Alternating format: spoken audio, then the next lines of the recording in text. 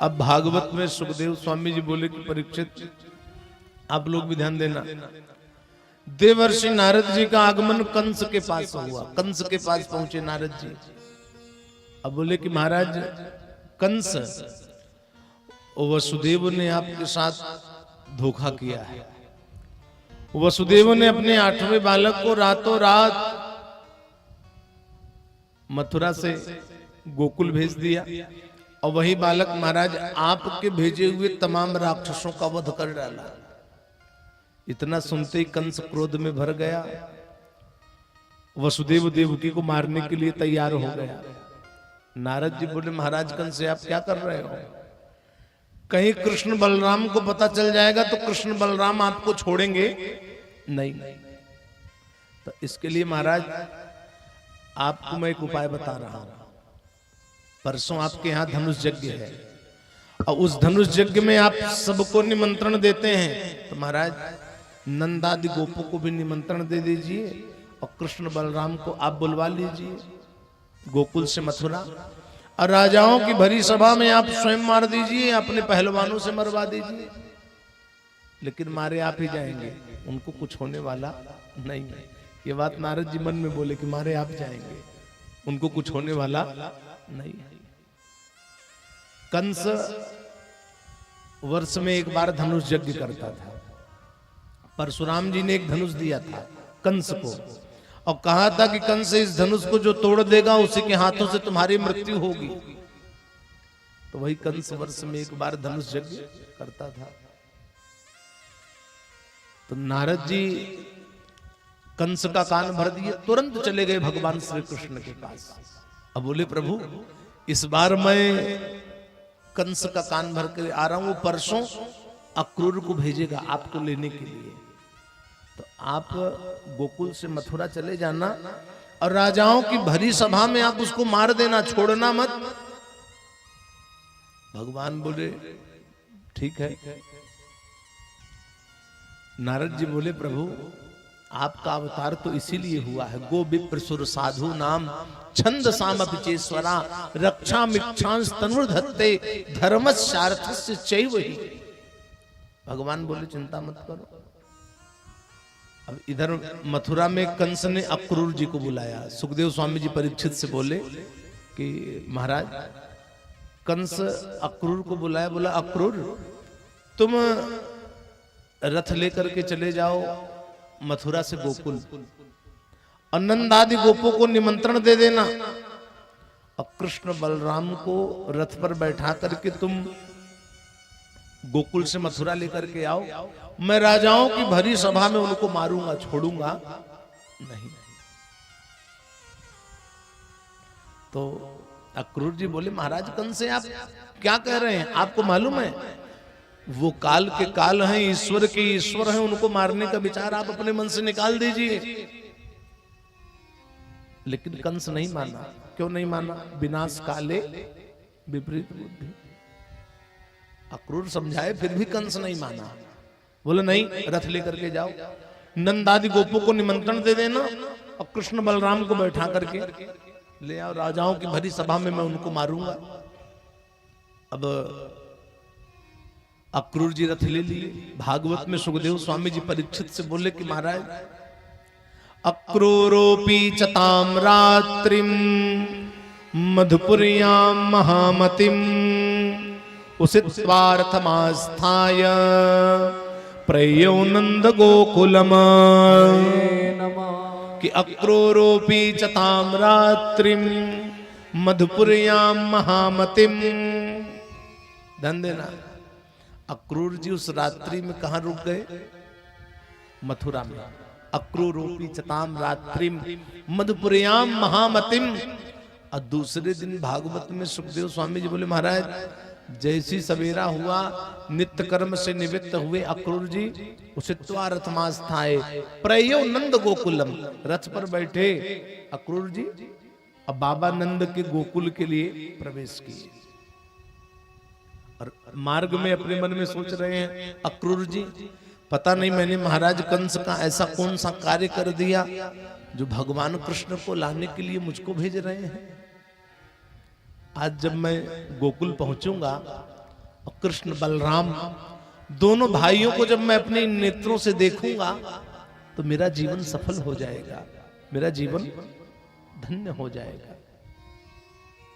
श्रोताओं, अक्रूर जी अपने मन में सोच रहे हैं कि जैसे मैं गोकुल पहुंचूंगा और कृष्ण बलराम को जब देखूंगा तो भगवान कृष्ण को देखते ही मैं उनके चरण कमल में अपने मस्तक को रख दूंगा और वो बार बार मुझको उठाएंगे तब भी उनके चरण को मैं छोड़ूंगा नहीं, जब तक अपने बड़े भैया बलराम से ये नहीं कहेंगे, भैया बलराम देखो तो चाचा अक्रूर मुझको प्रणाम कर रहे हैं, इनको उठाओ। और जैसे मैं गोविंद के मुख से चाचा शब्द सुनूंगा तुरंत उठ जाऊंगा और उनको गोद में उठा लूंगा, हृदय से लगा लूंगा। ऐसा सोचते हुए अक्रूर जी रथ को चलाते हुए जब गोकुल में प्रवेश किए तो श्रोताओं, जैसे ही गोकुल में प्रवेश किए तो कृष्ण बलराम दोनों भाइयों को गाय दूहने के स्थान पर देखे अक्रूर जी, और दोनों किशोर अवस्था में प्रवेश कर रहे थे। गौर सुंदर बलधाम बलराम जी नीलांबर धारण किए थे और भगवान श्री कृष्ण पीतांबर धारण किए थे। अक्रूर जी देखे, दौड़ करके भगवान के चरण कमल में गिर पड़े, अपने मस्तक को रख दिए। भगवान देखे, बार बार उठा रहे हैं, अरे उठिए, क्या कर रहे हैं आप, मेरे को क्यों प्रणाम कर रहे हैं, उठिए उठिए। लेकिन अक्रूर जी भगवान का चरण छोड़ ही नहीं रहे हैं। भगवान तो सर्वअंतर्यामी, भगवान जान गए क्या सोचते हुए आए हैं। भगवान बोले, भैया बलराम देखो तो चाचा अक्रूर मुझको प्रणाम कर रहे हैं, इनको उठाओ। तो जैसे ही भगवान बोले चाचा अक्रूर मुझको प्रणाम कर रहे हैं, इनको उठाओ, अक्रूर जी अपने आप उठ गए। भगवान कृष्ण को गोद में उठा लिए, हृदय से लगा लिए। भगवान बोले, कहो कैसे आना हुआ। सारी बात बताए अक्रूर जी की, ऐसी ऐसी बात है, कंस राजाओं की भरी सभा में आपको मारना चाहता है। भगवान बोले, ये बात आप मुझको बता दिए, लेकिन मेरे बाबा को मत बताना, मेरी मैया को मत बताना। अगर बाबा को बता दोगे, मैया को बता दोगे तो मुझको जाने नहीं देंगे। अक्रूर जी ने निमंत्रण दिया बाबानंद को, बाबानंद निमंत्रण स्वीकार किए कंस के धनुष यज्ञ का, और बाबानंद निकल पड़े। और जब भगवान श्री कृष्ण अपने ज्येष्ठ श्रेष्ठ भ्राता बलधाम बलराम जी के साथ रथ पर बैठे और गोकुल से मथुरा जाने के लिए तैयार हुए तो जितनी गोपिकाएं थी सब चारों तरफ से रथ के पहिए को पकड़ ली, रथ को घेर ली। बोली, हम अपने कन्हैया को जाने नहीं देंगे, गोकुल से मथुरा नहीं जाने देंगे। अक्रूर जी बोले, कहो कन्हैया क्या करूं, रथ चलाऊं कि न चलाऊं। भगवान बोले, रथ चलाओ।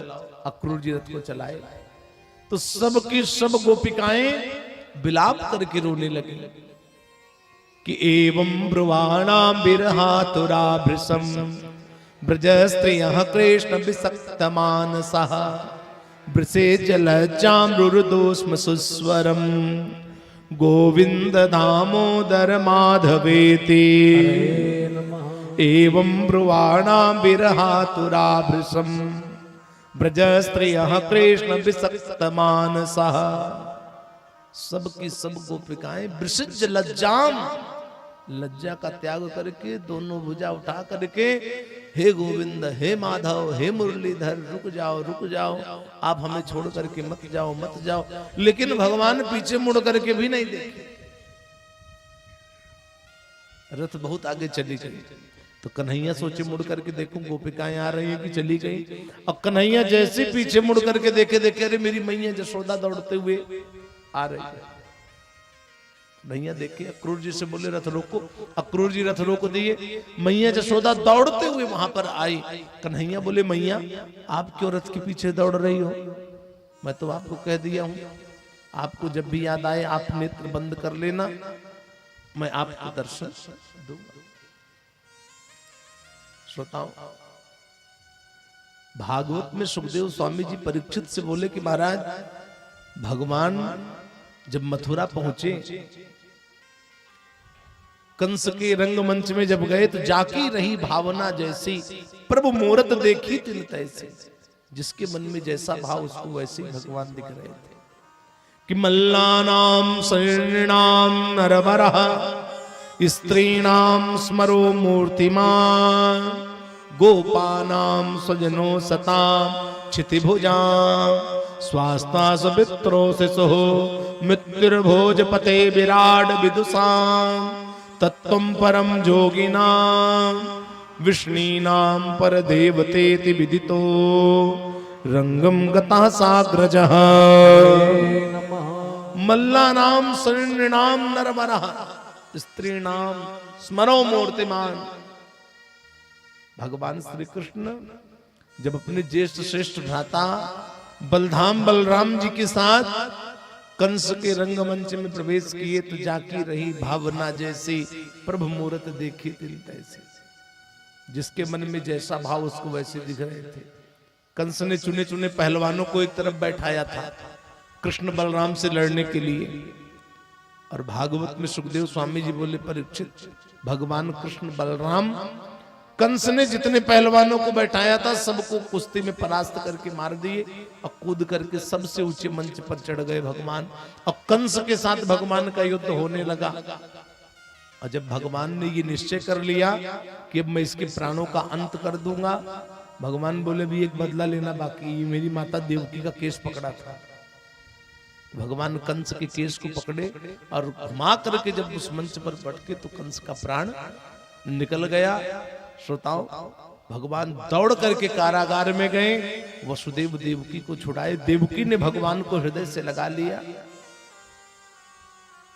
और कंस को मार करके मथुरा का राजा भगवान किसको बनाए? उग्रसेन को।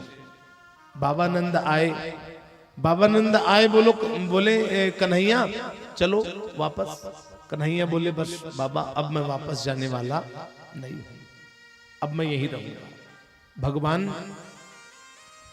मथुरा में ही रुक गए।